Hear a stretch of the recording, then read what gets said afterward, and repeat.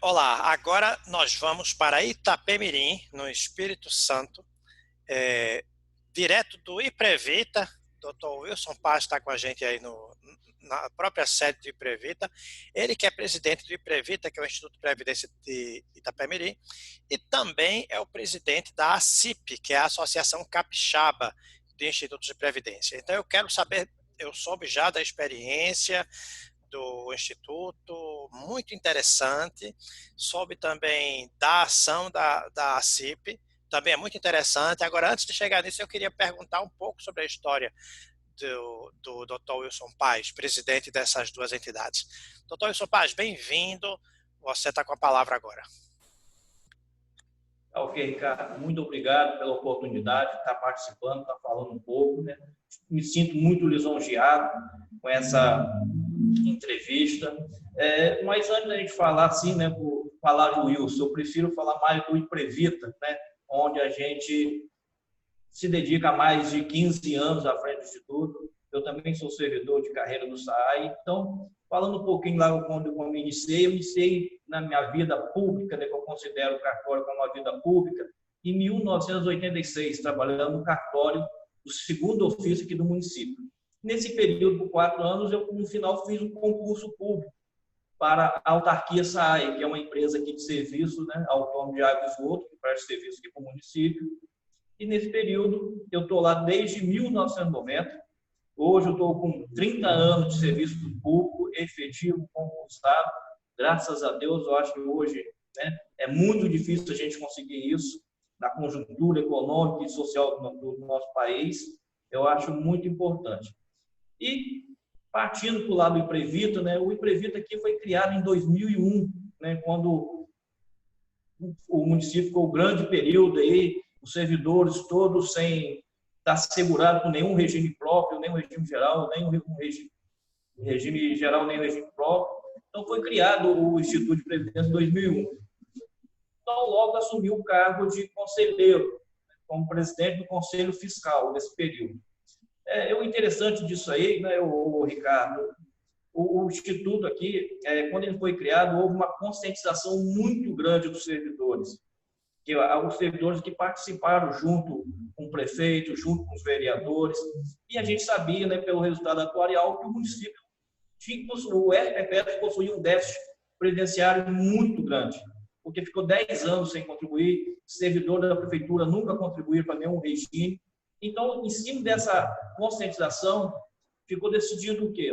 Nós vamos capitalizar só no momento. No momento, a gente vai trabalhar de forma voluntária, né, os conselheiros, os diretores.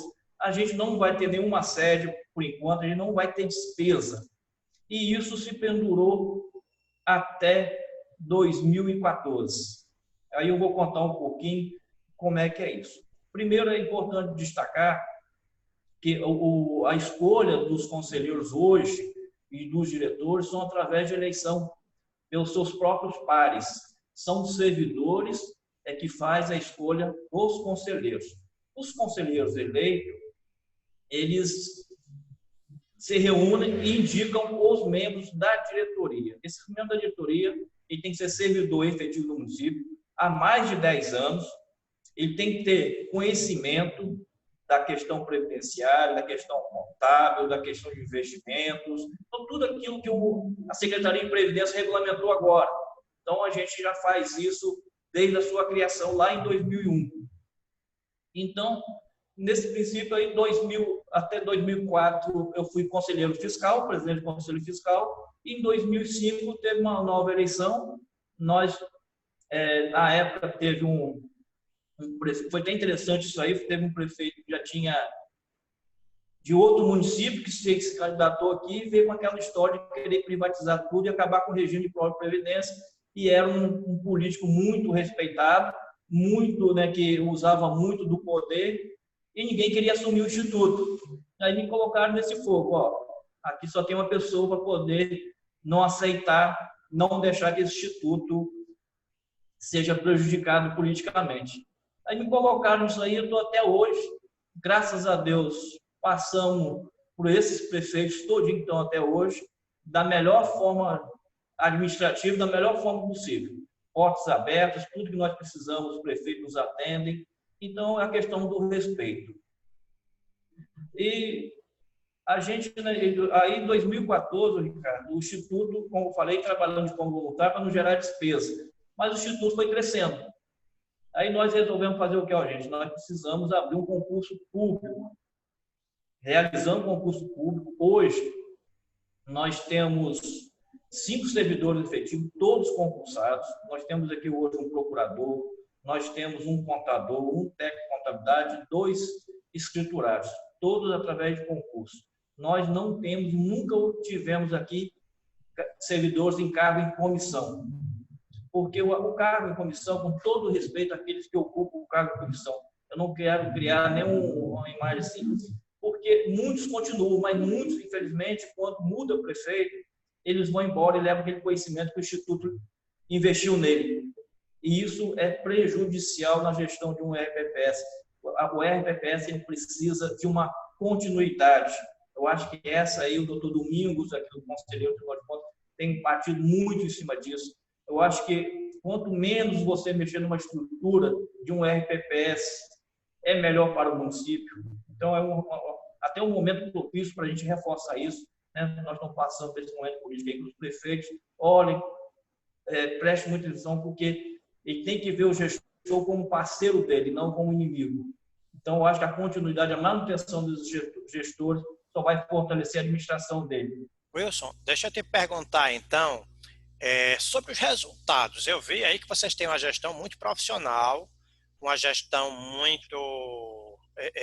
tem uma excelente governança, a gente pode chamar assim, democrática também, e meritocrática. Mas e os resultados? O que é que a gente pode avaliar aí desse tempo de regime próprio, os indicadores que você pode apontar? Olha só, o resultado foi agora que nós conseguimos agora no último ano, 2019. Né? Nós tivemos várias outras coisas, a construção de uma sede própria que nós temos hoje, como falei com você, essa manutenção de só trabalhar de forma voluntária, os conselheiros até hoje trabalham. E o resultado mais importante foi em 2019. Com essa conscientização de não gerar despesa para o Instituto, nós passamos a ser o único município superavitário aqui no estado. Então, isso foi um trabalho que começou lá em 2001 com a conscientização dos servidores de trabalhar de forma voluntária. Wilson, me permita, saindo um pouco do tecnicismo, porque a gente fala superávit, déficit, atuarial, equilíbrio, município superavitário quer dizer, regime próprio superavitário quer dizer regime próprio que tem capacidade de pagar as aposentadorias e os benefícios previdenciários em curto, médio e longo prazo. Não é qualquer coisa, né? Não, não é. Inclusive, esse resultado positivo, Ricardo, foi uma ação que foi o pessoal do Comitê de Investimento. Nós temos aqui o presidente do Comitê de Investimento, que é o Zé Carlos, né, o José Carlos. Ele é uma referência aqui no estado, na parte de investimento. Nós tivemos, lógico, o apoio do Executivo com a implementação do novo plano de amortização. Como é que está a poupança de vocês, a poupança previdenciária? O nosso patrimônio? Sim. Nosso patrimônio, em 2019, fechou em 204 milhões. Nós tivemos, no ano de 2019, um crescimento de 36% do nosso patrimônio. Muito bom. E, voltando no Comitê de Investimento aqui, nós tivemos uma rentabilidade superior à meta atuarial de quase 150%. A meta atuarial ficou pouco mais de 10%, nós conseguimos pouco mais de 25% de rendimento no ano. Então, nós tivemos aí... Então, isso tudo nos ajudou. Aí eu falo, é um trabalho, né, de parceria dos conselheiros, porque não adianta, né, o Comitê de Investimento fazer a proposta, o diretor não acompanhar e os conselheiros não aprovar uma política de investimento que dá essa abertura para poder fazer essa diversificação, fazer essas aplicações. Então, e aproximadamente quantas vidas são protegidas por esse resultado aí? Entre servidores ativos, já aposentados, pensionistas, dependentes? Hoje nós estamos na faixa de 1.450 entre servidores ativos, os aposentados e pensionistas. Hoje nós estamos com 1.450. E nós hoje temos uma proporção hoje de 10 por 1. Então, nós temos hoje 10 servidores ativos para cada aposentado. Então, o exigido aí, se não me engano, é 4. Então, nós estamos bem acima. Nós já chegamos a 22% em menos de 2 anos, mas houve uma inclusão de servidores aqui que até está sob júdice, e aí essa média caiu. Ok. Entendeu? Wilson, e aproveitando agora, vamos falar da Associação Capixaba. Como é que está a associação? Como é que está a dinâmica dela? Quais são os projetos? Quais são as perspectivas? Ó, a CIP, né, o Ricardo, ela já existe desde 1986. A CIP, né, o objetivo dela é sempre procurar o aprimoramento técnico-administrativo, levando conhecimento, né? E esse conhecimento a gente leva através de cursos de capacitação, a gente encontros. Então, a gente procura dar continuidade. Nós tivemos um legado muito bom, né? Não sei se você conhece, nós tivemos o Augusto como presidente, nós tivemos o Érico, né? O Augusto, que já foi presidente da Bibem, o Érico, que foi presidente da Nebrem, nós tivemos a Tatiana. Então, nós tivemos uma escola boa, os parceiros que deixaram um legado para a gente. Então, a gente está dando continuidade, com muita dificuldade. Então, quando nós assumimos a CIP, nós procuramos melhorar. Em que sentido? Unir forças. Quando a gente fala unir forças, é unir forças com outras associações. A gente via aqui uma dificuldade, uma distância muito grande, e eu acredito que os outros municípios também têm, os prefeitos. Os prefeitos veem o Instituto como o patinho feio, aquele que só dá prejuízo, aquele que só tira dinheiro. Então, nós fizemos aqui com apoio, né, do nosso vice-diretor, Paulo Mione, até mandar um abraço para ele. Foi muito importante esse papel, porque ele tem uma experiência de prefeito. Falei assim, Paulo, vamos procurar a associação dos municípios aí, porque nós precisamos. Nós temos que mostrar o que é o Instituto e qual a dificuldade que os institutos estão passando. E a gente sabe que os institutos, o maior problema dos institutos hoje é a questão estrutural. Tem institutos aí que só tem 2 servidores, olha lá. Então, ele carrega o piano nas costas sozinho. Nós já passamos por isso, né? Nós trabalhamos aqui, como eu falei com vocês, de forma voluntária, nós só tínhamos 2 trabalhando, então a gente sabe o que é isso. Então, nós procuramos a associação, né, na pessoa do seu presidente, que é o Gilson, e ele abraçou a causa. Em cima disso aí, nós já juntamos também com o Tribunal de Contas. Procuramos dialogar com o Tribunal de Contas. O doutor Domingos foi uma pessoa muito importante. A Simone Velter, que era responsável pela Secretaria de Previdência, que foi criada em 2016. Nós juntamos força, então fortalecemos os RPPS. Muitos, às vezes, podem entender assim, pô, mas o Tribunal de Contas está tirando o couro nosso, está fiscalizando. Eu acho que tem que fiscalizar mesmo. É dinheiro do servidor, é dinheiro do povo, são dinheiro, recursos públicos. Então, nós temos. O que nós temos que procurar, ontem eu vi até uma entrevista do doutor Domingos, que ele falou uma coisa muito importante. A análise de uma conta, de uma prestação de contas, tem que ter, tanto o gestor tem que ter conhecimento, como eu falei aqui no início, aqui, né, de gestão, como o auditor. O auditor tem que saber a realidade daquele município, tem que saber o grau de dificuldade daquele município, daquele gestor, para poder julgar suas contas. Então, é esse trabalho, esse diálogo que a gente está chegando no Tribunal de Contas. Então, vários cursos nós fizemos em parceria com o Tribunal de Contas, nós fizemos com a Munis. Então, nós assumimos a CIP em maio, até o final do ano de 2019, nós realizamos mais de 20 eventos. Entendeu? Então, isso nos ajudou muito. E começamos nesse mesmo ritmo. Só que, infelizmente, veio a pandemia, isso prejudicou um pouco. A gente não estava e não ainda está preparado para poder fazer ainda uns cursos online, por falta de estrutura, mas a gente tem visto aí o apoio da Bibem, o apoio da Nebrem, de outras associações que estão mais estruturadas com a gente, que tem trago esses conhecimentos para os nossos associados. A gente começou agora. Amanhã mesmo nós temos um evento online sobre investimentos. Tem mais 4 eventos até o final do ano. A gente quer fechar com um evento presencial para poder estar todos juntos com a professora Diana, né, com a professora na área contábil, que a gente quer fechar com chave de ouro. Mas esse é o trabalho da CIP. Muito bom.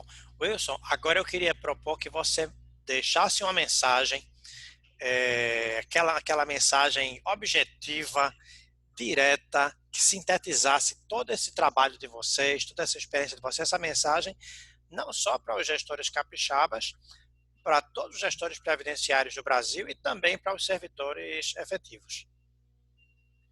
Olha só, eu vou deixar a mesma mensagem que eu participei de uma live do pessoal da NEPREM.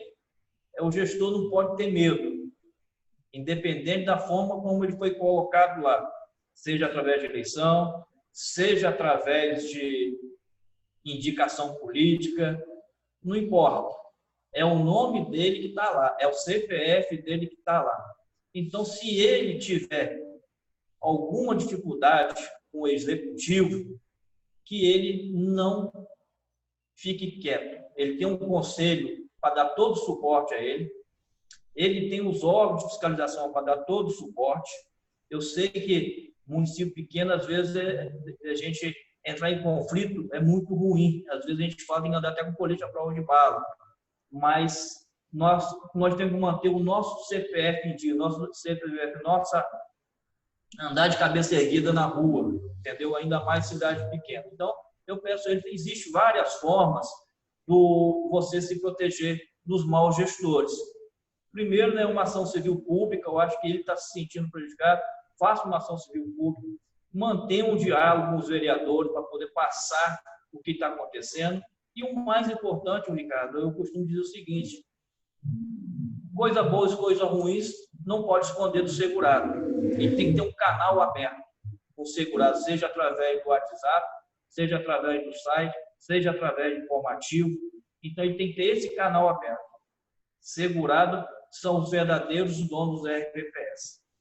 Eu defendo muito essa questão, né? Eu volto aqui, peço desculpa a quem estão ocupando cargo hoje de forma comissionada, mas eu defendo muito que a gestão dos RPPS seja feita por servidores de carreira, porque eles são os verdadeiros donos.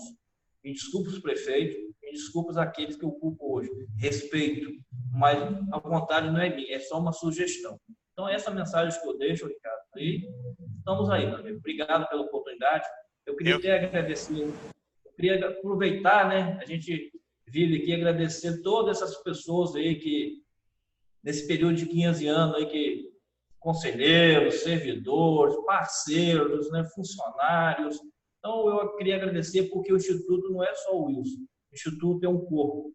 É por isso que falo, um corpo é diretoria executiva, abrange aí diretores, conselheiros, os servidores. Então, hoje, a gente desempenhando essa função de presidente da CIP, quem está carregando o piano dentro do Instituto, querendo ou não, são esses servidores, esses conselheiros. Então, a gente assumiu mais uma responsabilidade, não deixou a nós, mas sem eles você não tem como tocar as duas coisas ao mesmo tempo. Então, a gente precisa reconhecer esse trabalho de quem está por trás da gente. Eu que agradeço a tua experiência, Wilson, você se dispor a conversar conosco e contar essa história que é muito valiosa para que outras pessoas, para que inspire outras ações também. Falamos com o Wilson Paes, presidente do Instituto de Previdência de Itapemirim e da Associação Capixaba de Instituto de Previdência.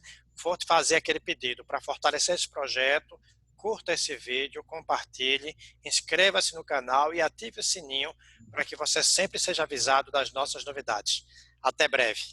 Até breve, Wilson. Tá bom, obrigado. Boa tarde.